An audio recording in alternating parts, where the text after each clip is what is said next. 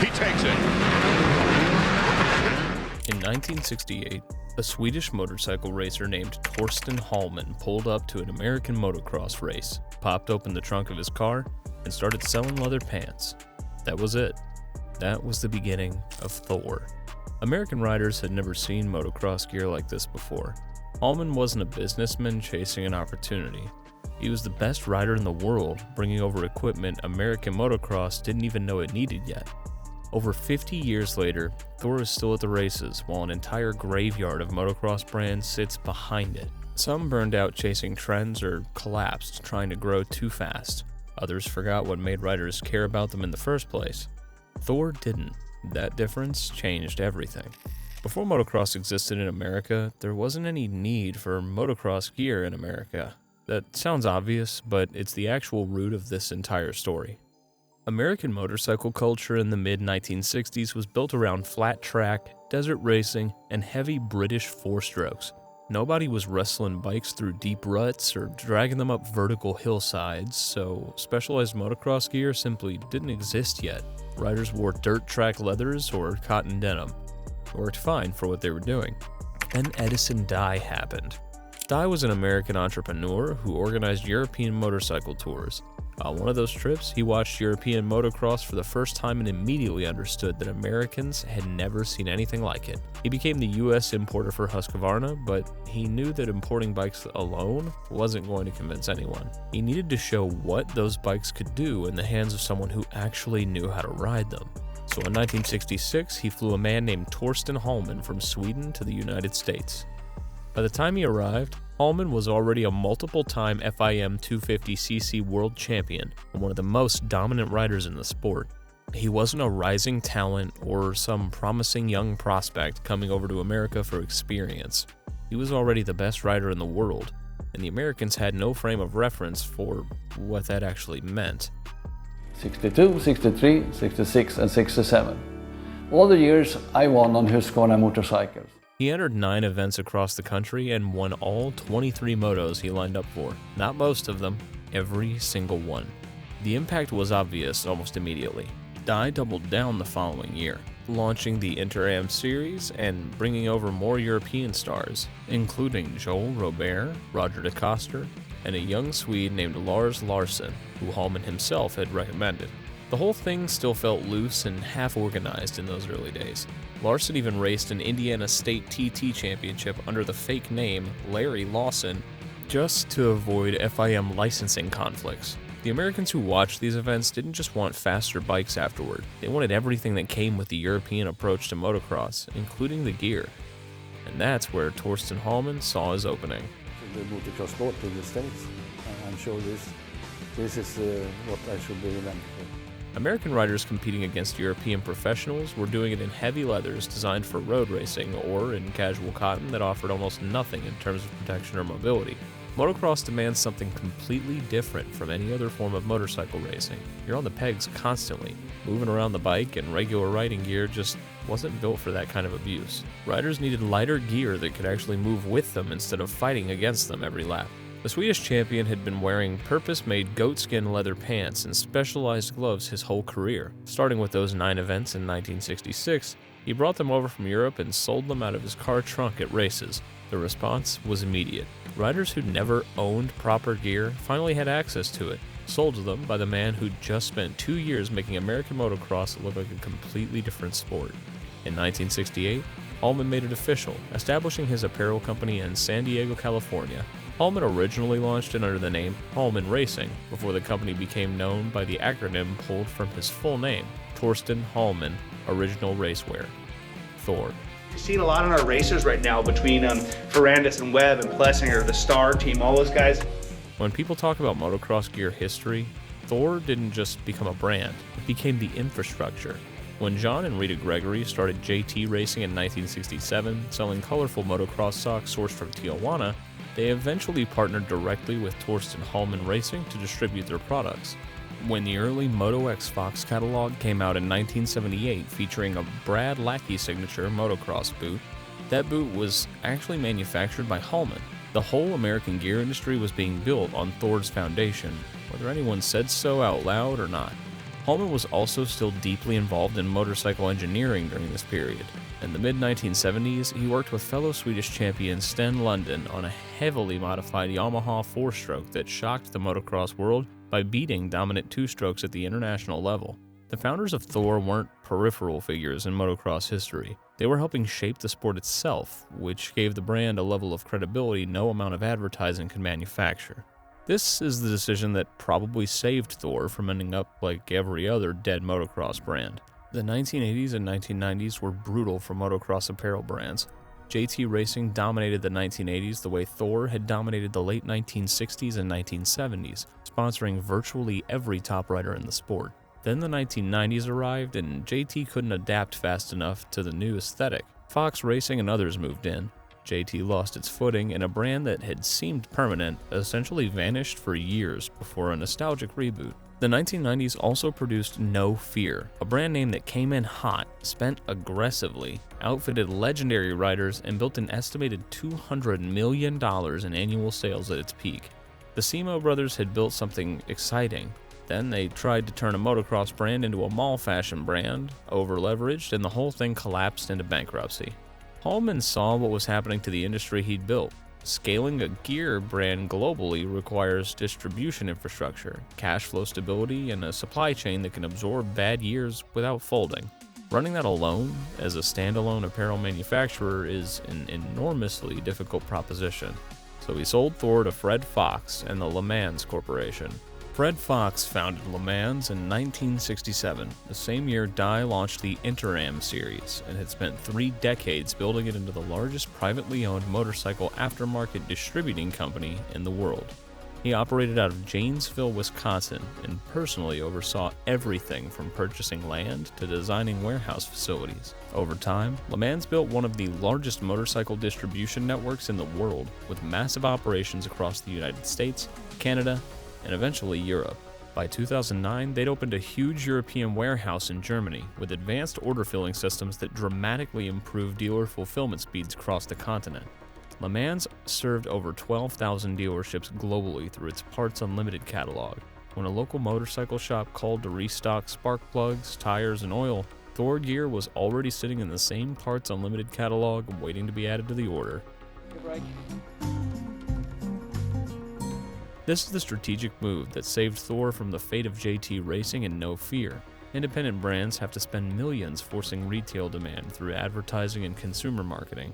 Thor got pushed through the world's most efficient dealer pipeline by default. Fox also launched the We Support the Sport campaign, a sustained investment in race event sponsorships and dealer hospitality programs that made the Le Mans and Thor presence impossible to miss at any major AMA Supercross or Motocross event.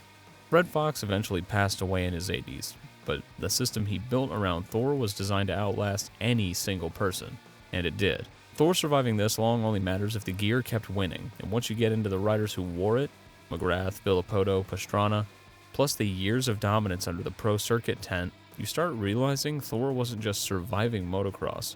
For long stretches, it was sitting right at the center of it. When Mitch Payton built Monster Energy Pro Circuit Kawasaki in 1991, he was a former desert racer whose own career had ended in a paralyzing crash. He channeled everything he had into building the greatest 125 and 250 team in American motocross history. For over a decade, that team ran on Parts Unlimited and Thor apparel sponsorship, and together, they turned the small bore classes into their own territory for years. Under the Pro Circuit tent, Thor-wearing riders captured title after title. The team was the definitive standard of the era. If you were a kid racing locally on weekends in the late 1990s or early 2000s, you wanted to look like the riders wearing Thor. Then Jeremy McGrath joined the picture. McGrath had spent the defining years of his career in Fox Racing and No Fear gear, and he was easily the most influential rider in motocross culture at the time. When McGrath wore something, the sport noticed. In December 2001, heading into the 2002 Supercross season, I think a season like this makes you hungry. McGrath signed a multi-million-dollar deal with Thor and AST to debut an exclusive signature gear line. He wore it for the first time at the season opener in Anaheim, getting the king of Supercross, who'd been the face of competitor brands for years, to show up at the biggest race of the year in Thor gear wasn't just a commercial win. It was a statement about the financial gravity of the Parts Unlimited machine and what it could accomplish. Ryan Villopoto arrived shortly after and took that statement even further. From his earliest days as a Kawasaki Team Green amateur in 2003 through every year of his professional career, Villopoto wore Thor. Second, he's got it! Dungey now, challenge! That level of sponsor continuity is almost unheard of in modern motorsports, where athletes switch gear brands almost as routinely as they switch manufacturers. Villopoto won 10 AMA Motocross and Supercross championships and 83 overall AMA wins. He made history in Thor gear at Reliance Stadium in Houston in 2012, clinching his second 450 Supercross title with 4 full rounds still remaining in the season. The first rider to ever do that, and one of only 5 riders at the time to win back-to-back Premier Class championships. When he retired in 2015 at 26, he was one of the greatest riders in history, and still had Thor and Parts Unlimited listed in his official farewell statement as a huge part of his career. That's not something athletes say in retirement statements about transactional sponsors. Years later, when Villopoto came back to race the Red Bull Straight Rhythm on a retro 2005 Kawasaki 250 two-stroke built by Mitch Payton, his loyalty to those original associations, Kawasaki, Pro Circuit, Thor, it was the entire thread of the story. Travis Pastrana's story with Thor says something specific about what Parts Unlimited was actually willing to do with its money. Pastrana had been a Fox racing athlete since he was a kid. He grew up wearing Fox, then became one of the biggest faces of No Fear during the brand's motocross boom. So when he eventually landed at Thor, it felt like a real shift. Didn't already know he was getting to the landing ramp, Tess. The first time we've seen the one-handed. One of the biggest names in action sports was suddenly showing up in Thor gear instead. The deal happened in 2004, and the industry was skeptical. Pastrana had accumulated a horrifying collection of severe injuries by that point. There were genuine questions about whether his body could sustain a professional racing career. Parts Unlimited CEO Jeff Fox signed him anyway, on a 2-year contract, because he wanted to associate Thor with larger-than-life personalities who could do things that seemed physically impossible, placing Pastrana in the same lineage as Jeremy McGrath. Pastrana repaid it by wearing Thor across everything: Supercross, freestyle motocross with nitro circuits, GNCC races in Florida. He turned Thor into a multi-discipline brand because his career itself was multi-discipline. The gear had to work at a Supercross stadium and in the woods and on a mountain stage, and it did. None of the athlete story works if the gear fails on the track. Thor's had to evolve its product substantially across 50 years without losing what made it credible in the first place. The goatskin leather pants Hallman sold from his car trunk in 1968 barely resembles the modern Thor gear now. The current Prime Pro line gear is lighter, tighter, and built to move with the rider instead of fighting against him.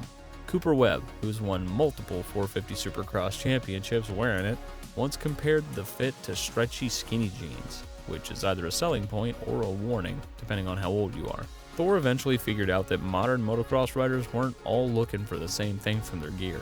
The Prime and Prime Pro lines became the lightweight performance setup for top-level racers and serious amateurs, while the Pulse line leaned more toward durability for riders, spending long days in the woods, desert, or local tracks every weekend.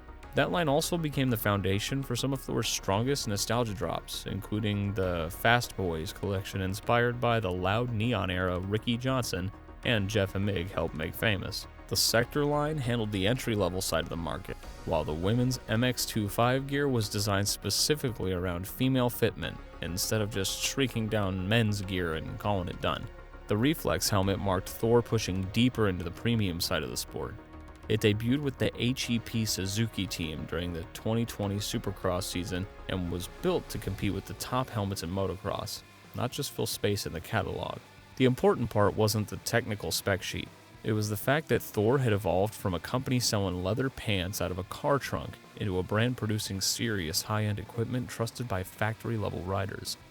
More recently, Thor introduced the Assist, a product range built around pedal assist and downhill mountain biking.